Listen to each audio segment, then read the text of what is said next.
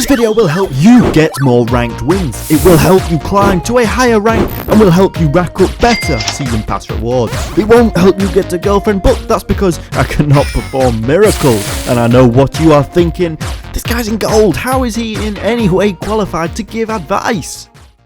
Right, so this first tip is something you should do as soon as you find a match. While this countdown is up, take a peek in the player list to see your opponent. You want to take specific note of their avatar, as this information can be used to get you an advantage. Their avatar will either be cheap or free, meaning they likely haven't spent Robux on the game, or it will be fancy, lots of UGCs, meaning there is a good chance they have dropped Robux on expensive weapons. If they look like a free-to-play player, don't be banning things like flamethrower, medkit, expensive things like that, because chances are they don't have the items, meaning you're wasting your bans. If they look rich, however, there is a good chance they do have some of these legendary weapons that can be annoying. I'm not saying you should always ban them if they look like they've spent money, we will cover more on bans later, but if you really hate these weapons, this is the type of match you should be locking them out, not every single one. Little bonus though, if the player does look free to play and the option is available to ban AR, it could be worth a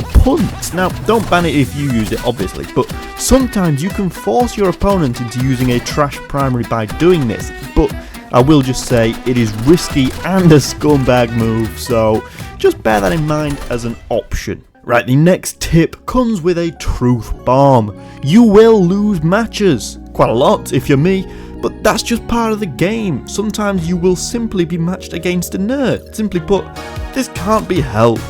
What can be helped though is getting angry, breaking something expensive, and more importantly going on to lose more games because your hands are shaking in anger. I can't even begin to tell you how many times I have won games that I probably should have lost purely because my opponent is clearly mid-crash out and loses focus. Getting angry is a natural part of gaming, I of all people know that.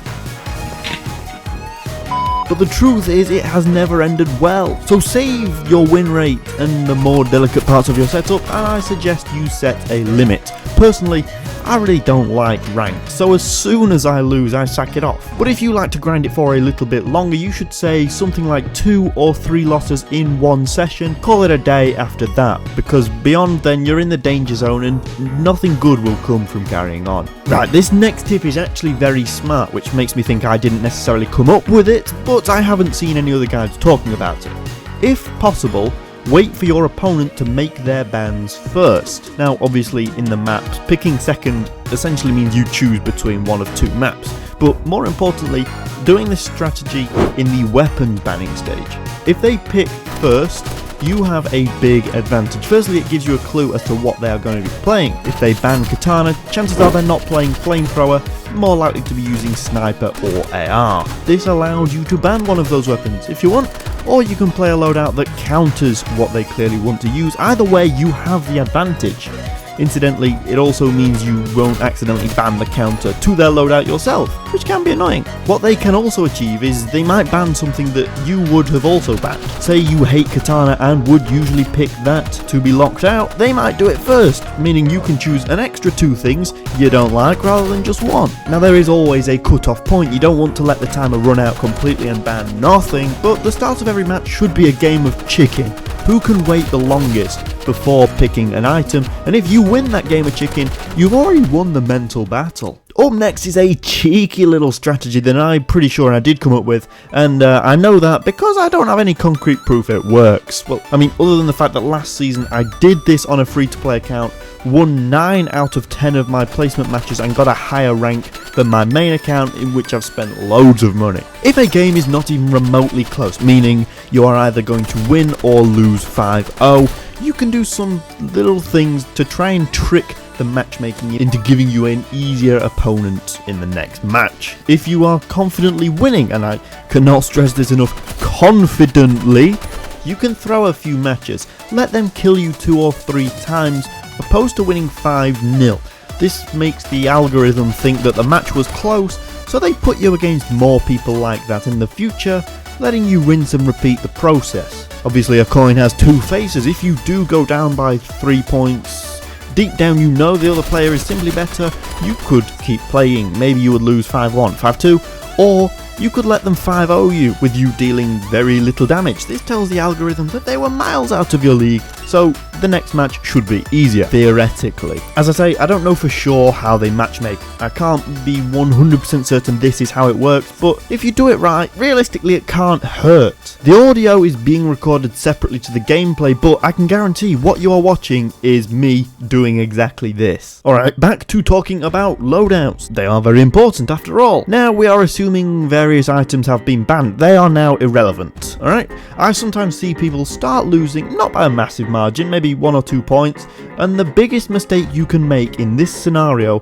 is swapping from your main loadout to something obscure, thinking a change is needed to win. Assuming hard counters like katana have all been banned, you are always better off using your strongest loadout even if you are losing with it, rather than switching to something random. Swapping Molotov for flashbang, I can guarantee that won't get you more kills, that will guarantee you lose. Whereas sticking with a Molotov, you still have a chance. Even if you're a few points down, that can easily be pulled back with a bit of luck. If you go on making some kind of Frankenstein loadout with random items here and there, you may as well just leave, you're not going to win. Stick to your strongest loadout whenever possible, then if you lose there is likely not much more you could have done. This next one is short, it's simple, and yet so many people don't do it. I say this with all due respect, but Rivals Ranked is not a social occasion, so shut up and stop chatting.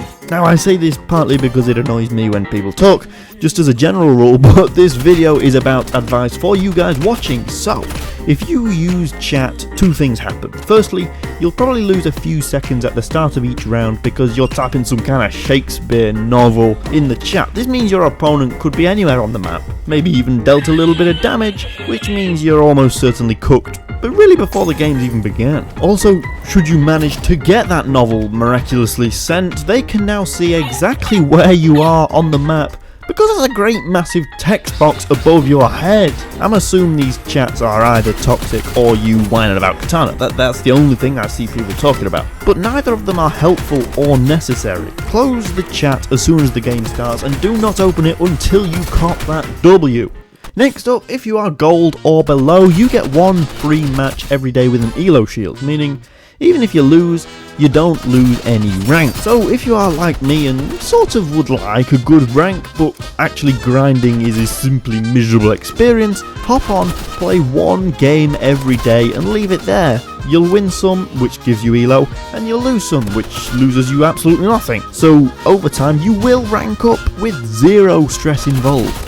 This is what I do on my main. I don't want to be in gold, yet my life is stressful enough as it is without worrying about 12-year-olds who have never touched grass, sweating their butts off on ranked. Now assuming you are one of the aforementioned sweats and you enjoy playing 20 games of ranked after school every day, I have some advice. Make sure you warm up before playing ranked. The first few rounds you play every day are always going to be the worst, because you need to get into that flow state of just being locked in, and that takes a while. If you lose 2 games because you haven't warmed up, that's negative 50 elo, which could easily be avoided if you just play a few normal games first. Maybe play in the arcade server, that's good, lots of players to shoot, but either way you should be playing a few meaningless games before getting into ranked. I know you think this is rubbish advice, but genuinely if you do it you will notice a difference. I really shouldn't have to specify this next one, but I know how vindictive some of you guys are, so I'm gonna say it anyway. The purpose of banning maps and weapons should always be for one of 2 reasons. Either give yourself an advantage or some kind of tactics, like banning a counter. You should not ban things for the sake of it being popular or commonly used, and here I basically mean banning Arena. Why do people ban Arena? It's by far the easiest map to play. If you are any good at Rivals, you should be trying to play on this map. Don't ban it just because you play it a lot. That's just stupid. Now if for some reason you really do hate Arena, fine, ban it. But I know that most people only ban it because they play it a lot, and that's stupid, as I say, because that means they've probably had good practice on it. Also, don't ban useless things like flashbang or flare. This goes without saying, but nobody uses them. It could be annoying to play against it, but realistically your opponent isn't going to use it, so there's no point banning it. Alright, this last one might be controversial. Well, no, it won't be controversial because deep down everyone will agree, but they might say it's controversial. Playing ranked is not fun. Objectively, it's not. It's toxic, it's stressful, so you basically just need to play the most simple and effective way you can. In regular 1v1s, you know, for streaks, you can use fun loadouts, weapons, strategies, whatever, because it's fun. Use bounce pad sniper, it's awesome. Try some memes, because they're epic. But in ranked, no, you're not there to have fun. Do not try and be fancy unless you're tanker. Don't go using different loadouts because it could be amusing. Just simply use whatever is the most efficient and then beam the absolute balls out of your opponent and get the job done. If you try and use a clever counter or a subtle trick, you will lose because your opponent is just going to mag dump as soon as they see you. It doesn't matter whether you put a trip mine in their toilets, you'll be dead before it can work. And if you can do all of that, you may well be like me and get silver. I won all 10. Let me know in the comments what rank you are and consider watching this video that is on screen right now. It shows you the best crosshair in Roblox Rivals. I hope this helped though, and bon voyage, my old green crackers.